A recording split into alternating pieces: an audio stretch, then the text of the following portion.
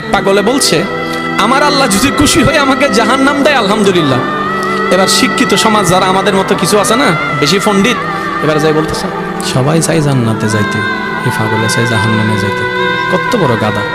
পাগলে মুস্কি হেসে বলে যে, হ্যাঁ ঠিকই বলছেন, আপনাদের মতো সুস্থ আমি হতে চাই না, এই পাগলেই থাকতে চাই। এবার তাদের একটু টনক লটলো, কই কেন? সবাই চাই জান্নাত, তুমি চাচ্ছ জাহান্নাম। বলে যে, ভাইয়ারা আপনারা মনে হয় আমার কথাটা খেয়াল করেন নাই, আমি বলেছি আমার রব যদি খুশি হয়ে, আমার রব যদি খুশি হয়ে আমাকে জাহান্নাম দেয় আমি সেটাও নিতে রাজি। বলে যে এখনো বুঝলাম না। পাগল বলে জ্ঞান দিয়ে রবের বিষয় বোঝা যায় না, দিল দিয়ে বুঝতে হয়। আরে শুনো, রব যখন খুশি হয়ে যাবে জাহান্নামটা জান্নাত হয়ে যাবে, রব যখন নারাজ হয়ে যাবে জান্নাতটা জাহান্নাম হয়ে যাবে।